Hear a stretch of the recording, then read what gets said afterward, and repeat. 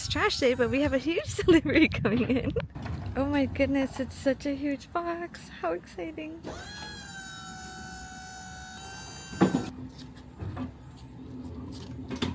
Yes.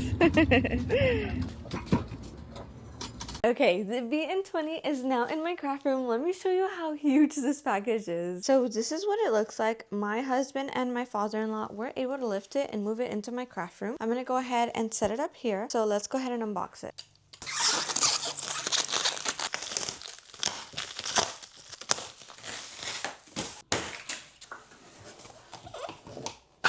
Oh my goodness, it's huge! Okay, so here on the side, it looks like we have accessories and the power cord. Our BN20 is all unboxed. We set it here on top of this desk that I have here. I don't know if that's where I'll keep it, but I think for now it's sitting pretty good, so we'll keep it there. And over here, we have all the accessories that were included. We have this really neat maintenance guide. It actually has timing for before daily operations, after, and they have proper links. For example, a print head check, ink mix. And this is actually really helpful because when it comes to printers, maintenance is what's going to keep your printer happy. We have a safety precaution book. On the back page, we have an activation code information for the Flexi Designer Versa Studio, which I won't show because that code is unique. And then at the bottom, we have a quick access guide. Then we have our Roland material. This is glossy calendar vinyl. And over here, we have our inks. This is what they look like. I completely forgot to mention this while I was filming, but I'm actually unboxing this bundle. This is the economy bundle from Johnson Plastic Plus. Depending on what type of bundle you get, it might not include any ink or any film. So there is a bundle that includes just the printer, and in that case you'll need to buy the ink separately, but because we are unboxing the economy bundle, it does include ink as well as some vinyl. Well, this one here is a cleaning liquid, but these right here are our inks. Then we have our blade, our housing, and it looks like we have a few extra blades as well. And lastly, a few more accessories here. It looks like this is cleaning liquid and some swabs, which are very important when it comes to maintenance, but we'll cover that later. Okay, we have everything we need. Let's go ahead and start our setup. Let's go ahead and grab the quick access guide. We're gonna go ahead and grab our phone and open up the camera app, and then we are just going to scan the first QR code. And here we have a machine installator that popped up. It looks like we can do before installation or installing the actual machine. Let's just go to installing the machine.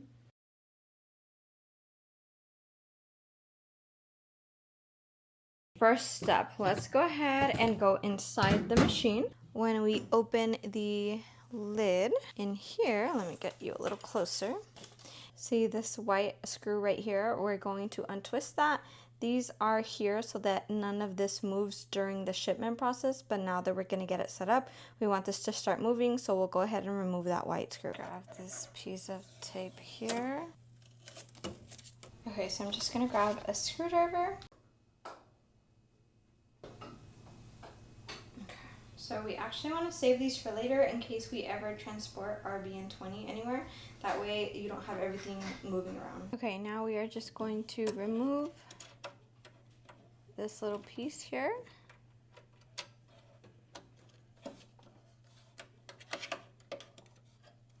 We'll close it back up. So they actually made a little storage section for this piece. That way you don't lose it. So we can actually just place it right here so that it doesn't get lost.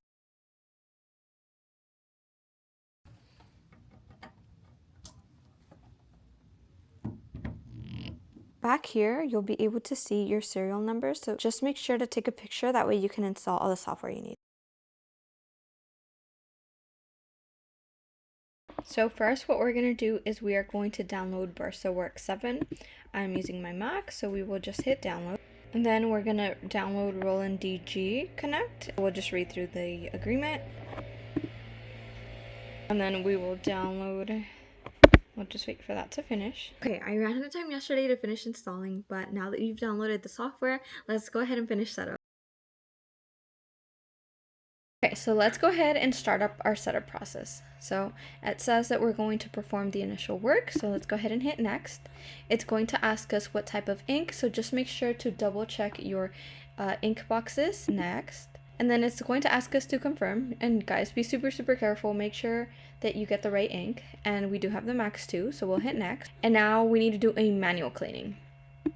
Okay, now for the actual cleaning, let's go back to the machine. So the BN2 utility actually wants us to set up the ink first. So we're gonna go ahead and select the type of ink that we have. And once we select the ink, the system is actually going to ask us to do a manual cleaning first. So we'll open the door on the left and we'll open the door on the right. So we've opened the two doors. You can see that the head actually moved on its own all the way to the left. That way we can go ahead and clean the capping station. Just to show you, the BN2 utility is walking us through every single step. For the manual cleaning, we're going to use the swab and the liquid that was included. This is what the cleaning liquid looks like. And then a cotton swab, like so. So here on the right, we actually want to make sure that we get the frame around the cap top, the wiper, and the scraper. So on the right over here, we have the capping station. So we're gonna go ahead and clean on the side, as well as lightly clean on the middle. Okay, now we're going to grab a separate swab and we're going to dip it again. Now on to cleaning the print head. Okay, so I put the camera right under the print head and we are just going to go ahead and clean the sides. Make sure not to get the actual print head, but just the sides. Now we can close the doors. And now it says that we're going to grab our ink cartridges and shake them about 50 times. Okay, so let's grab our ink and shake it 50 times. Okay, now let's go ahead and open up our inks. And this is what our ink cartridge looks like, so now we can add it in. To add the ink, we're going to open up the left door. And we're going to add the inks here. The colors are listed down here, so just be super careful and make sure you get the right color in the right spot. And you'll be able to hear it click once it's all the way in. Okay, so we'll add in the last ink cartridge and the ink will begin filling. Okay, and now we'll just wait for the ink filling process. It actually gives you a little status up here so you can see how long it's going to take. The ink has finished filling, so let's go ahead and now close the door. Okay, now to load the media. It actually already placed this on, but it's not actually on all the way. Now let's go ahead and load the media. We're going to be starting off our tutorials with the glossy calendar vinyl. So this is what our roll of media looks like. And I always like to keep these little bases at the bottom.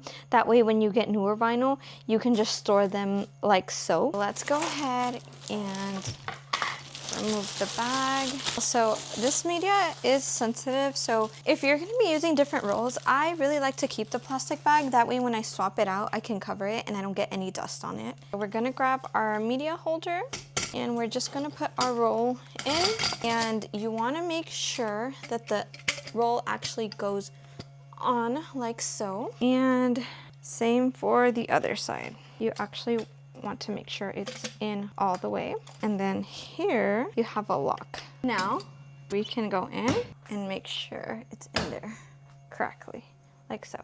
So just a close-up, this part is gonna go into the gray area. Okay, now let's remove the tape from our vinyl. I actually really love that you can add the material roll through the front, because on my VG540, you had to load the material through the back. So my VG540 that's in the garage is actually up against the wall. So anytime I had to switch from either vinyl to HTV or to whatever material I was using, I had to push the machine back, and those rolls are huge, and it was a lot to switch a roll. So I love that it's in the front. It's much easier. Before we load the media, we need to make sure that this lever here is all the way to the left, and this will move depending on the size of your media, but along with that you also need to move the pinch rollers. So we'll just squeeze them and move them all the way to the end. So these rollers here, they need to be lined up with one of the blues in order for it to read the size of your media. And this handle here is actually going to either bring down or bring up the levers. You see that right there? Let me do that one more time. So when this handle is up, that means that you can see the arrows in order to actually feed in the media. But when this is down, that means that they're locked, and so you won't be able to add in your media. So let's go ahead and just lift it to the top to actually load in our media. through the arrows, and through the top. So we want to make sure that the media actually goes under these side levers. And I would just pull it all the way. And you hear that? That's the machine recognizing that the material is loaded. And then we can just lower this handle. Next on the software. That's gonna finish setting it up for us. As you can see right here, the light actually turned red, so we're just gonna wait. We actually have to close this up. Perfect. Now our light is blue, that's why it was red. Oh my goodness, I'm so excited. Now if you can hear that, our Roland is getting ready to print that output.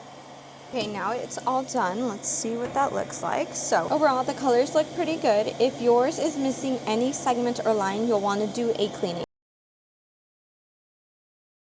Next, the software will print an adjustment grid. The machine will read it and make sure everything is perfectly aligned.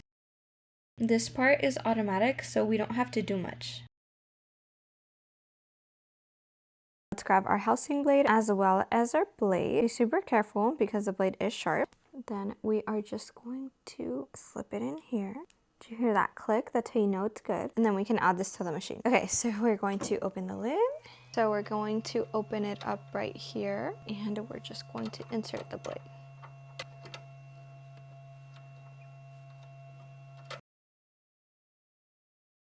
And here it is, cutting. So let's just grab a weeding tool. We can open it up. And what we want to be able to do is pull out the circle. What we want to do is weed the circle without the square pulling out. And that's exactly what it did, so these settings are good for now. If your little cuts didn't weed properly, you might want to play with the cut setting. I accidentally went too fast and I skipped the nozzle printing test and the calibration, and I don't know how to get back into it. So I set up a call with the Johnson Plastic Plus techs to walk me through it. So I'll walk you through that right now. But if you are installing it like normal and you're actually following the instructions unlike me, you should be able to just follow the software. It will walk you through doing those items. But if you're like me and accidentally exit out of it, I can show you how to do it on the Roland software. A vinyl that's got a very, very thick back, you could potentially need to go even higher than that. So maybe, and then the other thing is, if you want to do perf cuts, you really should be utilizing a 60-degree blade. Okay. I believe the machine comes with 40. Okay. Execute. Yeah. And then you come in here and there's a couple different tests you can. Okay, we just got off the call with the JPP tech team and I'm feeling confident, so let's send our first test print. So this is the cute little sticker I just sent over, and if you can hear that, the Roland is prepping. Ooh, here it goes, our first test print. Okay, so it finished printing and now it's drying. Oh my goodness, it got so fast that I didn't even get a chance to record it. I think it's done. Okay, now it's gonna do the sheet cut.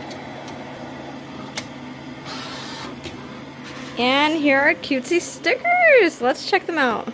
So for our test cut, I didn't do die cut stickers, but after I finish with our test cuts, I will go play with the die cut settings so then I could create a die cut tutorial for you. Here are our super cute stickers. Oh my goodness. And that brings us to the end of setting up our new Roland. I am so excited, guys. Look at how cute these prints turned out. I have so many projects lined up for you. So if you're interested in adding a Roland to your small business, or if you already have a BN2 or a BN20, any sort of similar models, I'm gonna be creating tutorials to show you all of the amazing possibilities of items that you can create to bring onto your small business. There are so many material options that you can use. The amazing thing about the Roland eco-solvent printers is that they don't just print on vinyl. We're going to be able to print on banner, on canvas. Oh my goodness, guys, the possibilities are endless. So if you want to know what else you can use your Roland eco-solvent printer to print on, make sure to like and subscribe, as I'll be adding a ton of more tutorials. Thank you guys so much for watching, and if you have any more questions on how to set up your Roland BN2-20A,